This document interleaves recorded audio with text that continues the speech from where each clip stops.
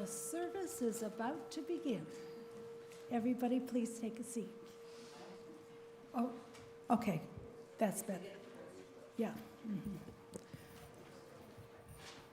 Everyone, please take a seat.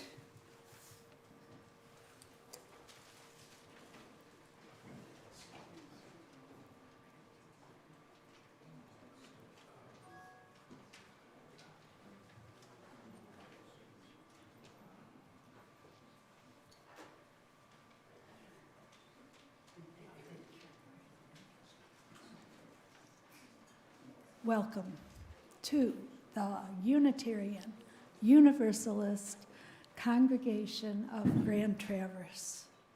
We are a welcoming congregation to all who come in a spirit of joy and peace with the world. Open your mind now and open your hearts to your spirituality to share with others. Over to my left on your right is a table with a book that you can write your joys and concerns that you wish to share with this community. We will share these later in the service, so just go up and write your thing down and light a candle. Do we have any visitors today?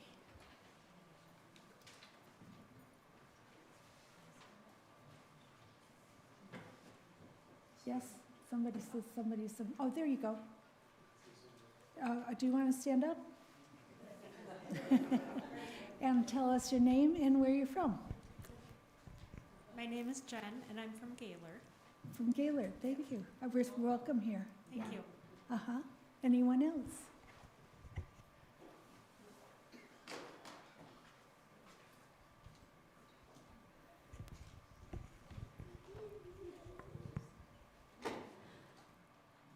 Okay, now turn off your cell phones and let the service begin. Barbara Young will play our opening number, which is Let Us Break Bread Together.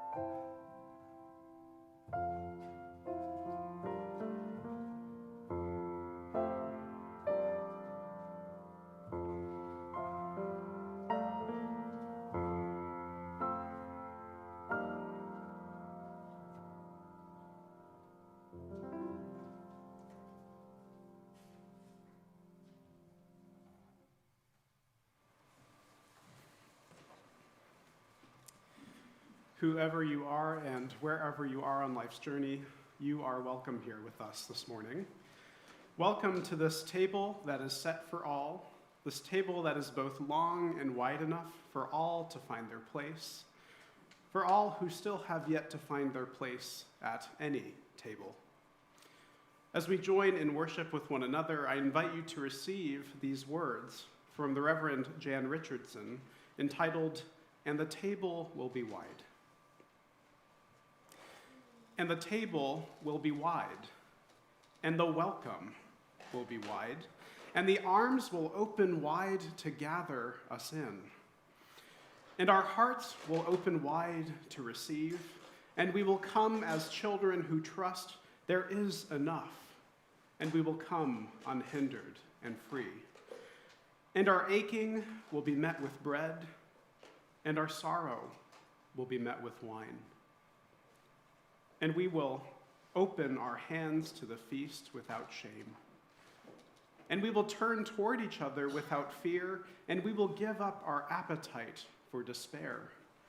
And we will taste and know of delight.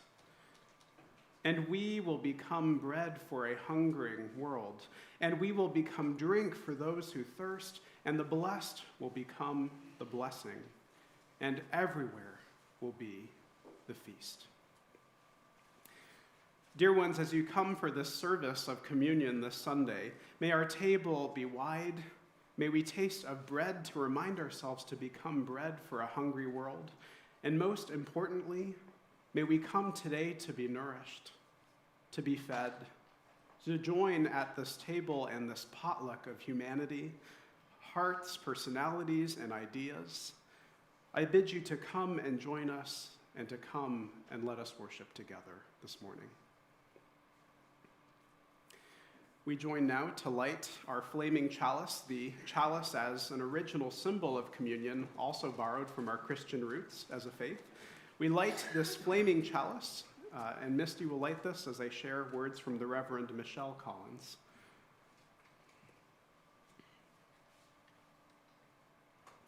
As we light this chalice, with its freely shared light and freely shared warmth, let us be reminded of the many things that are freely shared with us and that we freely share with others.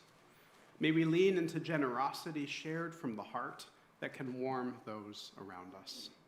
And now let us sound our singing bowl from the Buddhist tradition as we enter this time of deepening and sacred listening together.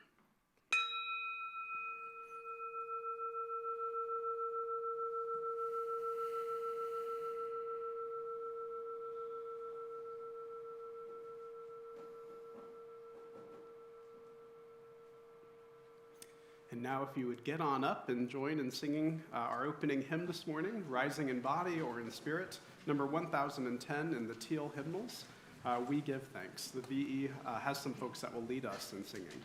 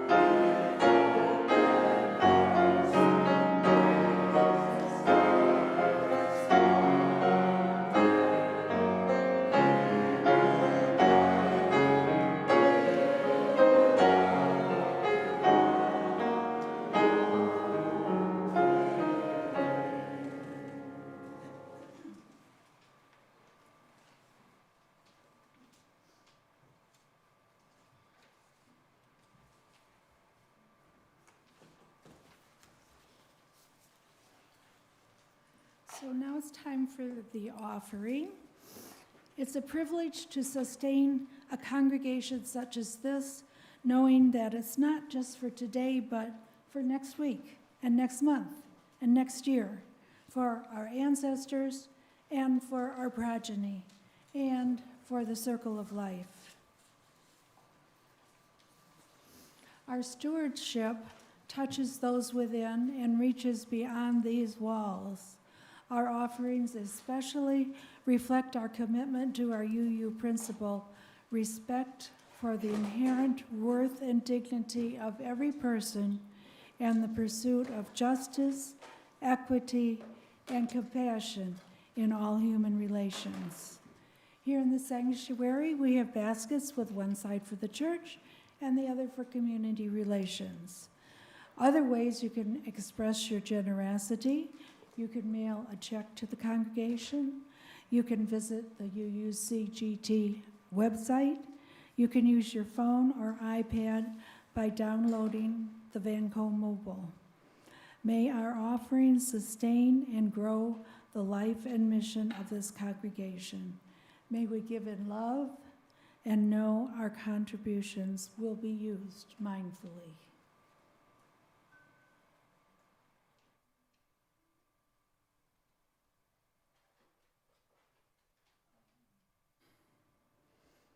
Okay, our people will step forward with the baskets for everyone to contribute.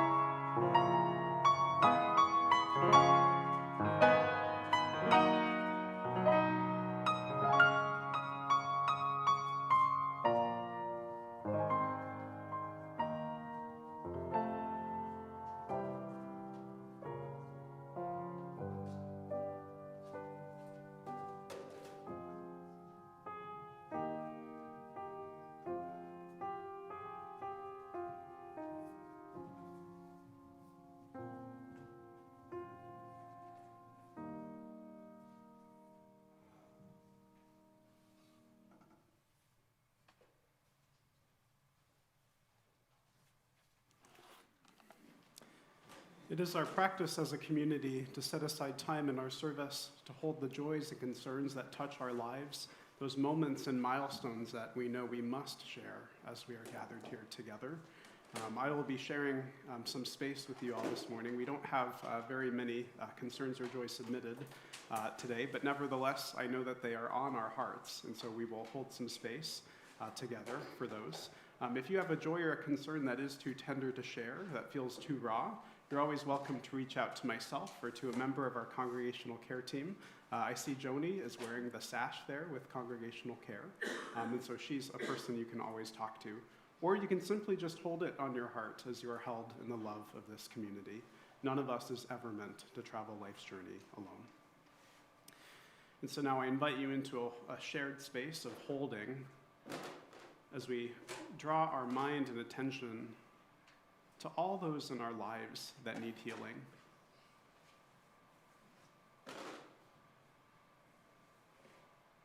All those in our lives that need care, comfort,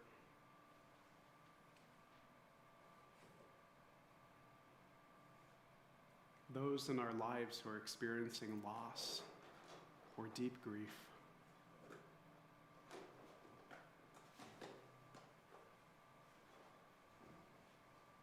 Let us also hold on our hearts the joys that touch our lives,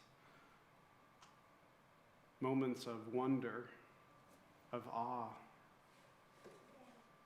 inspiration,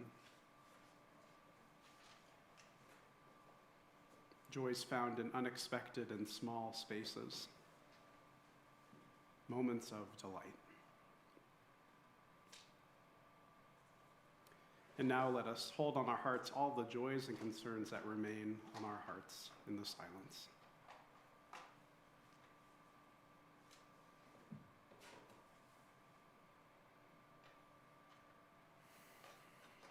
And as we are in this space, I invite you to join your heart with mine in this time set aside for prayer and meditation, listening deep within ourselves and taking some deep breaths together. Taking a deep breath in,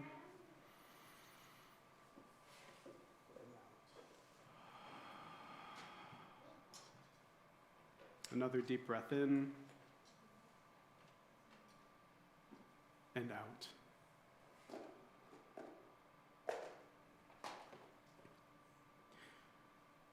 Spirit of love and abundant life, we ask you to meet us at our table this morning, to join us in the chair that is empty, a chair that longs for someone to find their place right here, an empty space for yet one more to join this widening circle. As we encounter one another in the space of vulnerability and spirit, may we be both bold and brave, bold enough to bring our fullest selves to this table, brave enough to let go of or cast off all that keeps us from being here now, from finding ourselves within one another. Humbling Spirit, remind us that we are not yet complete and not yet whole, that there remain people in this world who hunger for bread, who thirst for waters of life and abundance. In the midst of our dividedness, of our brokenness, our severances from one another, we ask you to bind us together. Show us that there is but one path to justice, freedom, and liberation, a path that is paved for all, a table that is set for all. As we join in this abundance we share today, in this great potluck, may we be grateful for all that unites us and for the differences that show us the preciousness of our own humanity. May we be bread for one another. May we be leavening agents for our wider community and our shared world. May we become table setters everywhere we go. May it be so, and amen. Will you please join now in singing our hymn of response, Spirit of Life?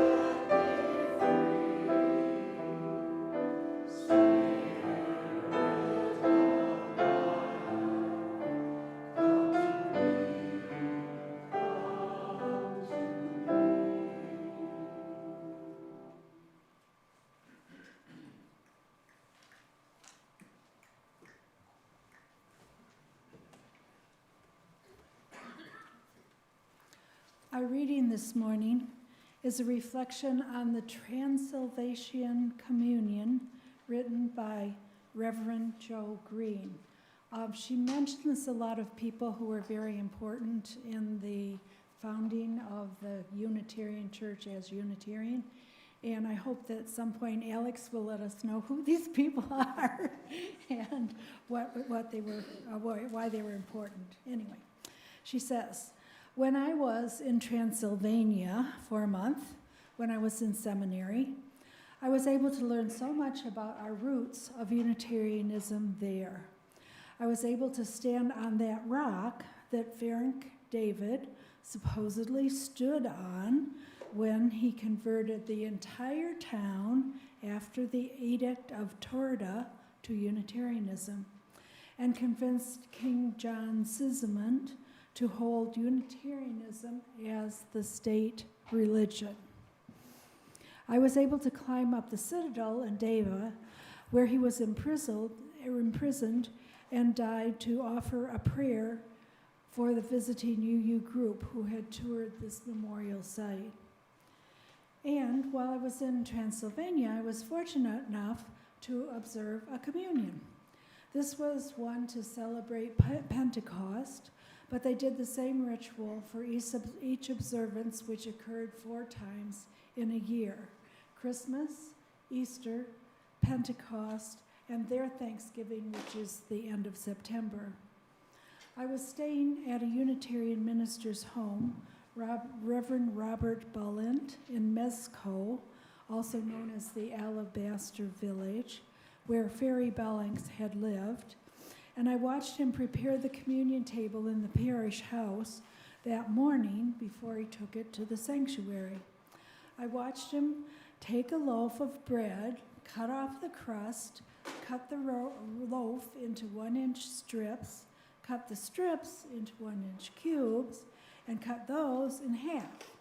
There was a sacredness and meaning to each step, and he covered the cubes with a white napkin, set upon a white napkin on a silver tray, and that he carried from the parsonage to the church. The meaning for Transylvanian Unitarians was not the transubstantiation of the body of Jesus, it was the love of God for all, the love of God for all. It represented that God cared for all of us and loved us. In the sacred tradition of Christian communion, we will be breaking bread together this morning, representing our humanness in our need for nourishment, our need to eat, our need to be in community, and if you believe so, the representation of the body of Christ, your belief here is truly your own. We stand together in community. Let us break bread together. Let us show our trust in one another, our participation in this beloved community.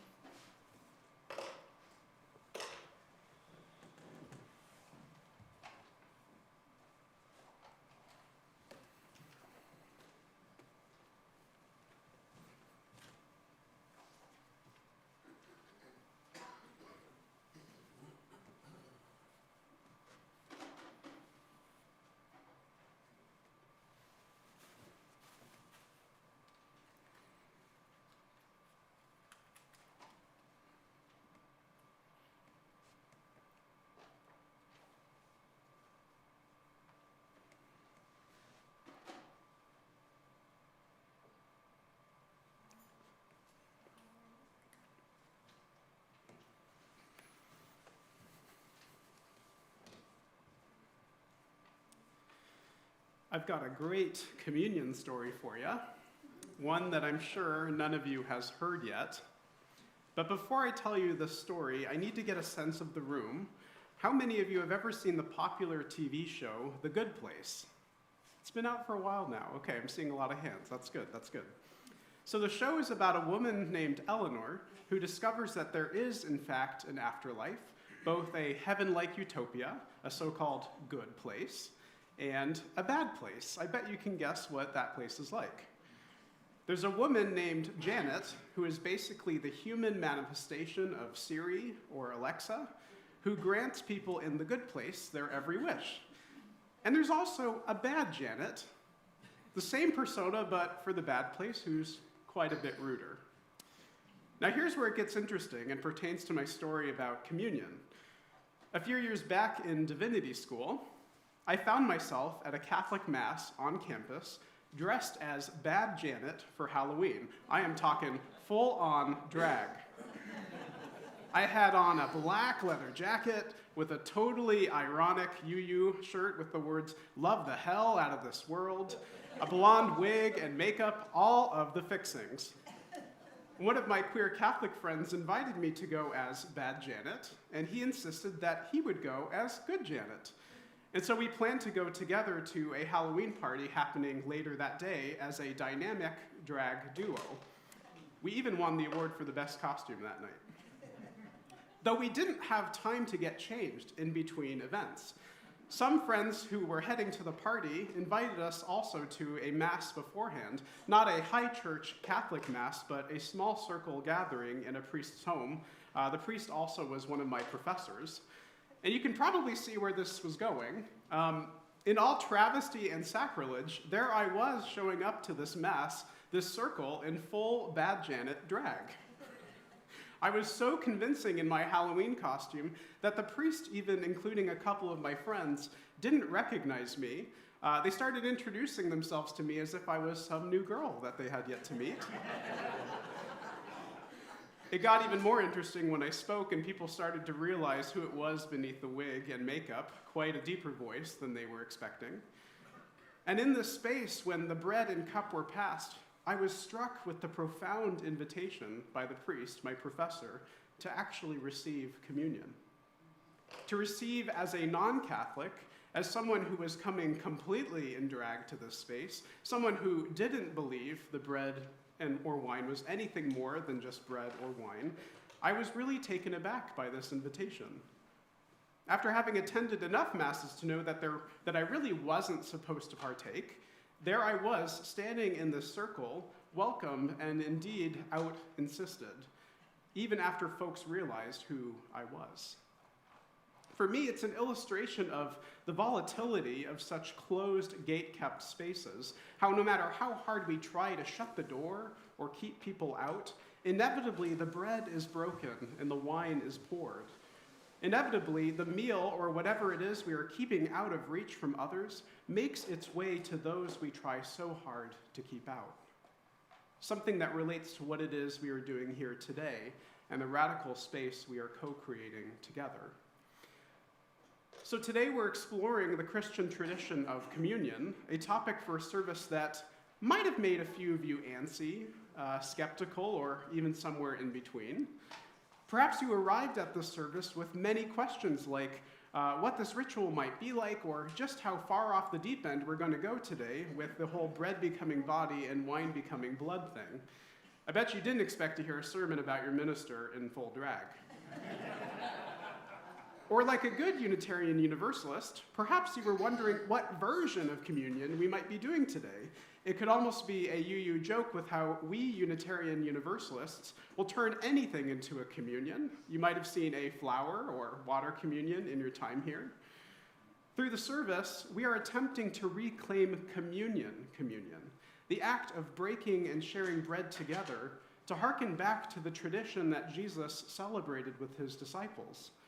Though we're adding a twist into the mix, this isn't your grandma's kind of communion with the bells and smells and that sort of thing. Instead, we're borrowing a ritual from our Transylvanian Unitarian cousins and how they view the act of communion. More on that later. In its truest sense, I think a UU communion ought to be seen like a great potluck of humanity, with all of our different personalities, dispositions, differences in genders and sexualities, skin colors, religious and spiritual leanings, and so much more. For me, a UU communion must involve the truly and radically open table, in the fullest way that we can create it together. So today, we're delving into something new, perhaps even something a bit scary for some of you. But while we're doing something new together this morning, we're also uncovering a ritual with quite a rich history, a history that's not unrelated to this radically open table that we've set before us today. You see, the first communion wasn't actually a Christian one. The first communion was actually a Jewish Passover Seder, the Seder that Jesus celebrated with his disciples before he died, that we so often called the Last Supper. The unleavened bread, the matzah, and the wine represented the bread taken during the quick exodus out of Egypt and the freedom of those from oppression and bondage. Beyond Christianity and Judaism, other world traditions hold similar practices to communion. For example, Hinduism's prasada, offering up food and drink to a deity and having it received and returned as consecrated, as blessed, and then shared among worshipers. More to the point, the early Christian practice of communion had quite a different ritual and meaning to it beyond the bread and wine that we think of today. Originally, communion was celebrated as an agape feast, a multi-ethnic, multi-traditional love feast, where those who gathered for worship met over first a shared meal. Agape in Greek is one of the words for love. Even more, it was actually a potluck, not just for fellowship with one another, but also to feed those who were hungry and those in need.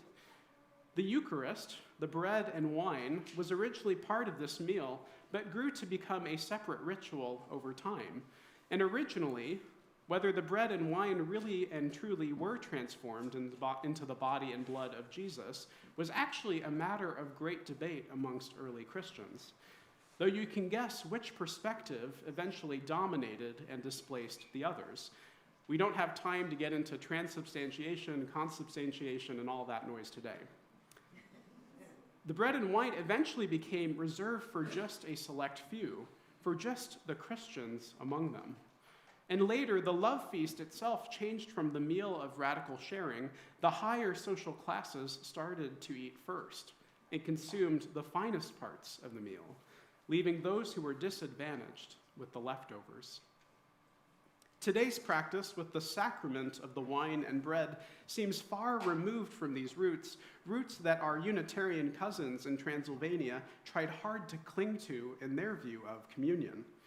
I had the privilege of actually participating in this style of Unitarian communion with the Reverend Joe Green, who we heard from earlier today, many, many years ago on Christmas Eve as a teenager in California.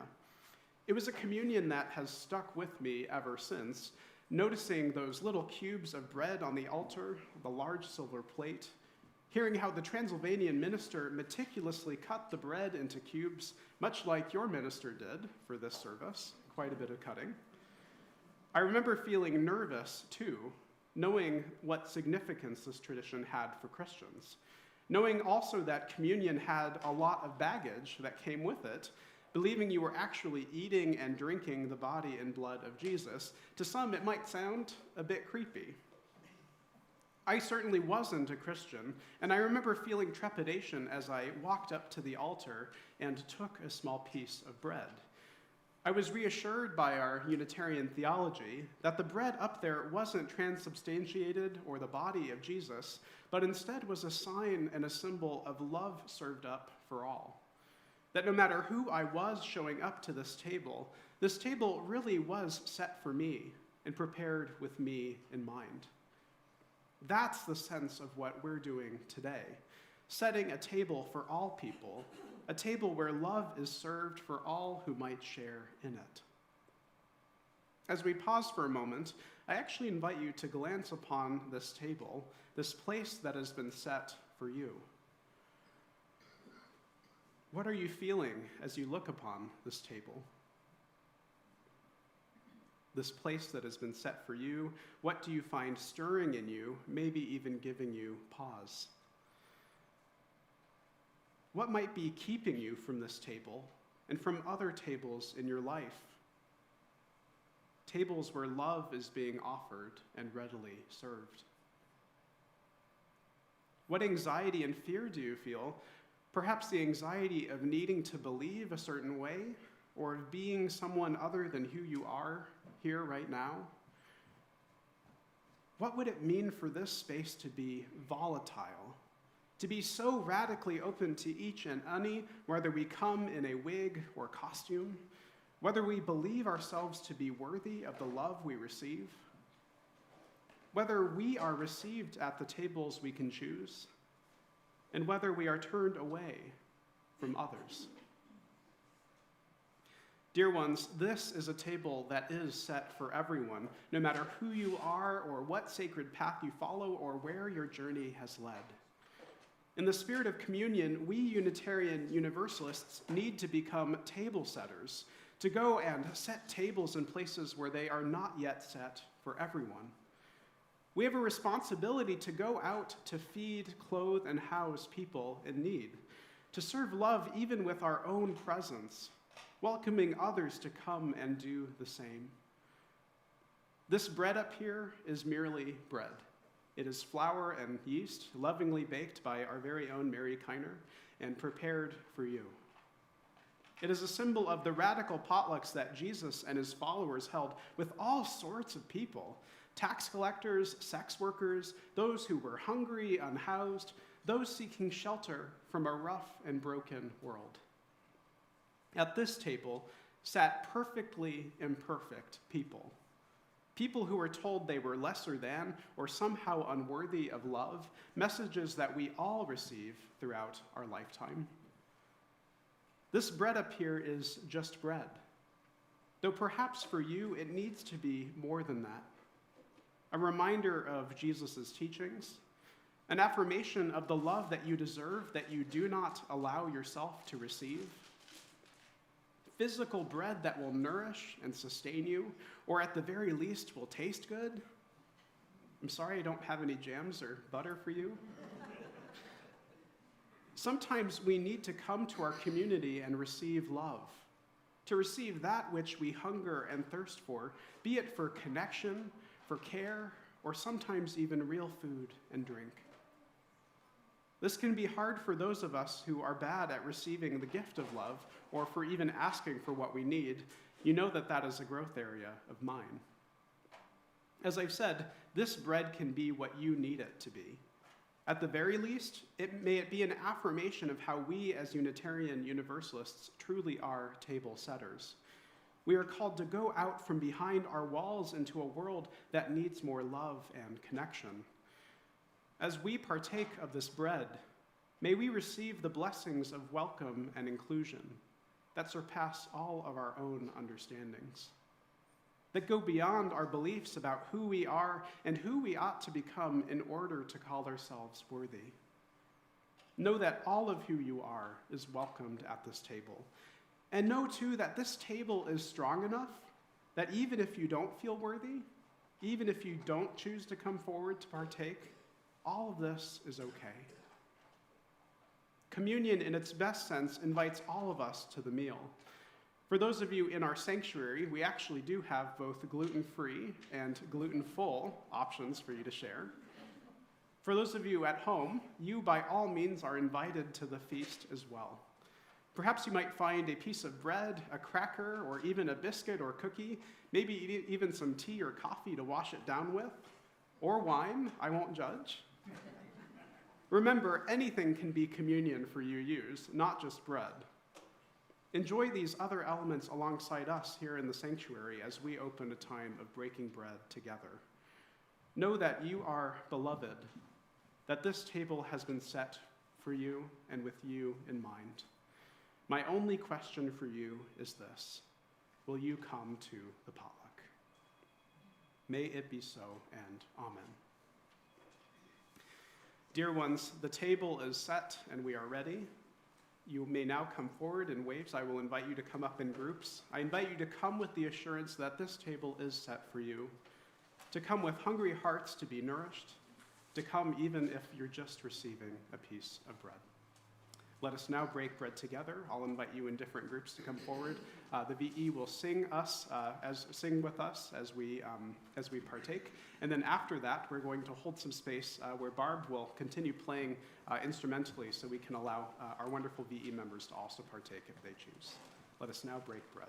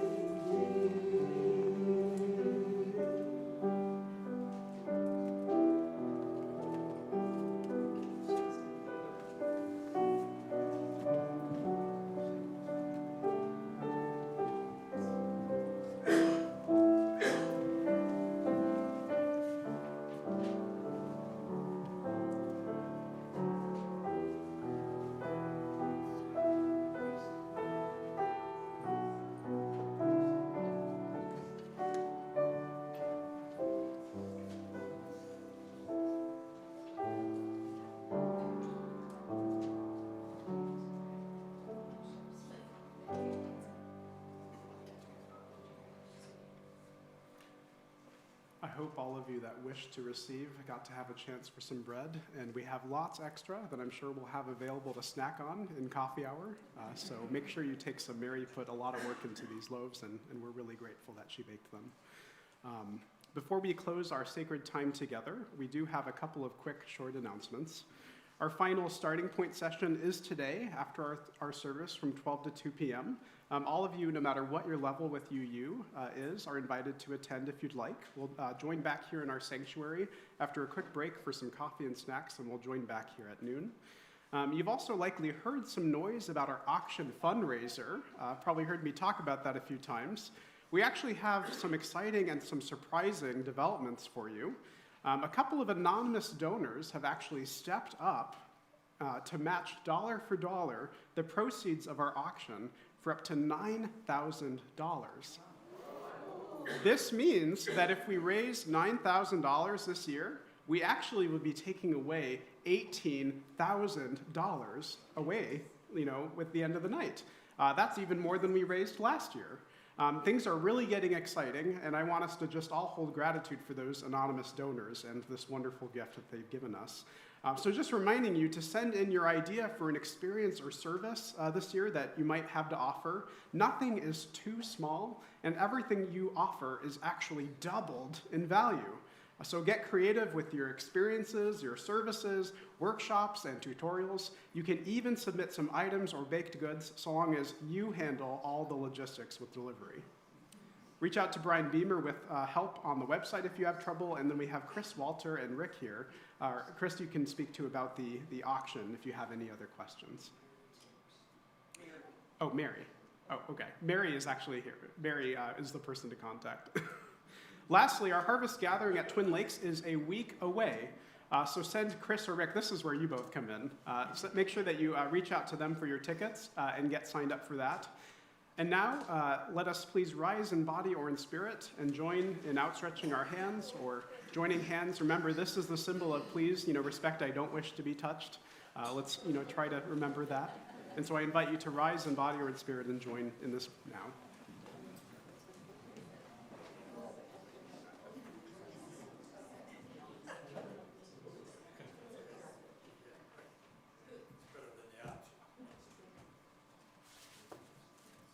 For each part is a part of each other part. We are all a part of one another.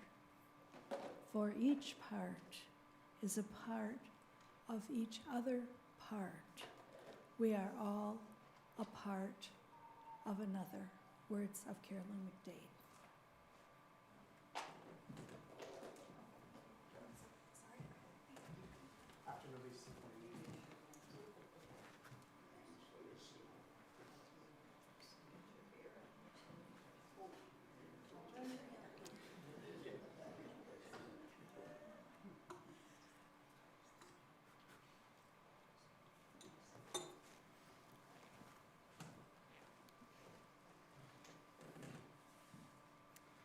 I didn't tell Misty I pulled out the trick candles this Sunday.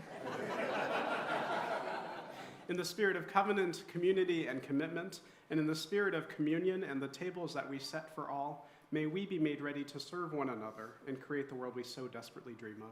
Pass a little squeeze or a little bit of an air five if that's comfortable. Go in peace all and grow in love. What do you think?